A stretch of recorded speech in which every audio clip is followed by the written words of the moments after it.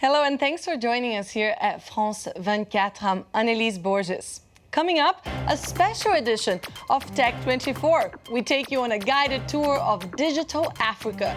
From Togo's WoeLab, where the first green 3D printer is being developed, to the rapid rise of an e-commerce giant in Nigeria. We'll check out the initiatives and startups that are working to transform the continent. We start our Tech Made in Africa edition in Togo. From the capital, Lomé, we're joined by Sename Kofi Abudinu. Hello, Sename. Thank you so much for joining us today. You, in Togo, where only 5% of the 6 million inhabitants have access to the internet, you created WoeLab, a community workspace or makerspace that serves to empower people. How exactly does the center work?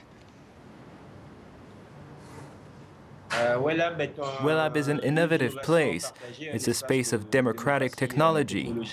It just celebrated its first year. Our community is very young. The average age is 20. We offer this free space in the city. Anybody is welcome to develop projects that deal with new technology. We have a list of requirements that we call OI Tech. We aim to develop projects that anybody could afford. Now, you're also responsible for the first sustainable 3D printer project in Africa, a printer assembled from recycled components. What motivated you to develop this idea? Yes, our first conceived in Africa 3D printer project actually was elaborated at WoeLab. We named it the WAFA project. It's a play on words with its inventor's name, Afat Niku. He's been with us since the beginning of the WoeLab adventure. The WAFAT project's goal is to create a 3D printer by recycling electronic products,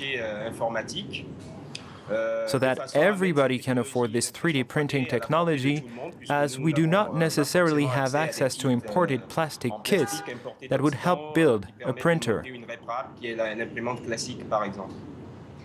And now you plan to send the 3D printer to space, to Mars. What exactly is the message behind this ambitious idea?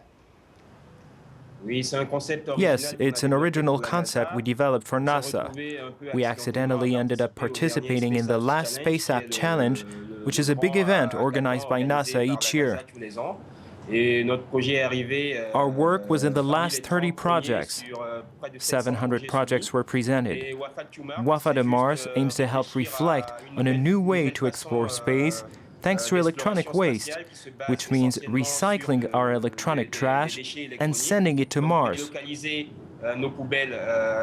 We actually have a lot of electronic trash in Africa. We invented 2 spacecrafts made of electronic waste. These spacecrafts would go explore other planets, and WAFAT would be a symbol for it.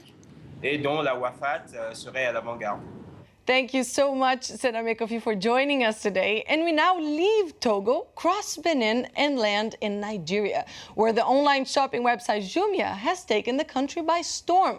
The company has become a hit among Nigerian shoppers and is now responsible for creating 2 new jobs every day. Just a little over a year ago, Jumia resembled any other online startup.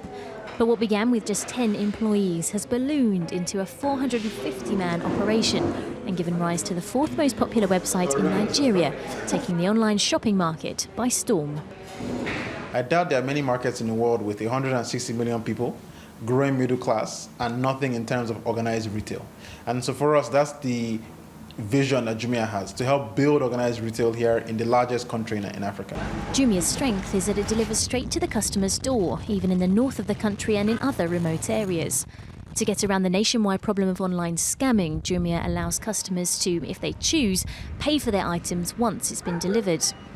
I can look at it and pay straight here, because sometimes, it's not always reliable to use cards. You're not sure whether to use your card and your details online to share your information, but it's always easier when you can see the person, you can see your item, and you can pay for it straight away.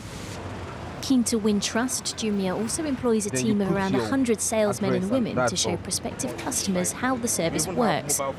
It's this human touch that is key to building Jumia's reputation and helping win over Nigerians to online shopping. Nigeria is more of an offline market, but bringing in online market into Nigeria. We believe that we still need to introduce online shopping to Nigerians, and the only way to do it is having people meet them in person. Jumia already exists in Kenya, Egypt and Morocco and hopes to repeat its recent success in Nigeria in West Africa. And we continued this journey through Africa with Marc, who's here to tell us about a couple of other initiatives that are transforming the continent. Marc, the first project that you're going to tell us about comes from Ghana, where some special software is helping farmers work out the final price of their harvest. Anelise, it might sound like a very obvious thing that, you know, a farmer should know how much their stock is worth, but there's a very sort of interesting dynamic between farmers and traders, and these farmers are almost a lot of the time quite blindly accepting what a trader says that is the price of a commodity is in a faraway place. No longer, thanks to Isoko, which is a very simple system of technology with SMSs, where a farmer can simply ask, say a farmer wants to know the price of white maize in another part of, of Ghana or any other country across the continent. Bang, straight away. And, you know, it empowers these farmers to not just blindly accept what these traders are saying. Hopefully what it does, it will then tighten up the supply chain, increase the revenues and decrease the waste, all thanks to Isoko, which is running and managing this software platform.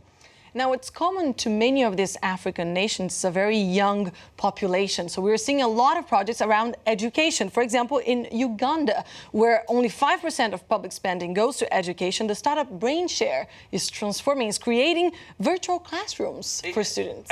A fantastic application because, you know, as you mentioned, there's not a huge amount of investment into education. A large proportion of the young people in Uganda don't have access to higher education or even education at all. And what this online application or this social platform is enabling them to do is meet like-minded students on this social platform, but have access to virtual classrooms where they've got, you know, e-books, past papers, notes, so on and so forth.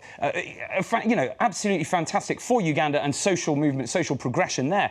But it's not the only thing that's going on in Africa. You know, we've also got in Cameroon a sort of network called Pulse, where they're bringing together all of the universities. And, you know, we take for granted... well, how long ago did you leave university, Anelise?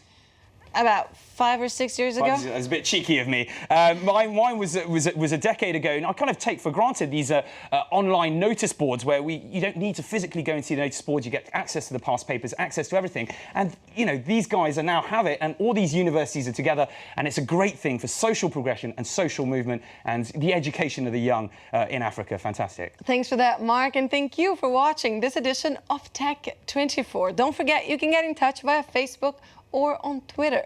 And we leave it today with images of the world's first tablet cafe in Dakar, Senegal. Thanks for watching. I'll see you next week.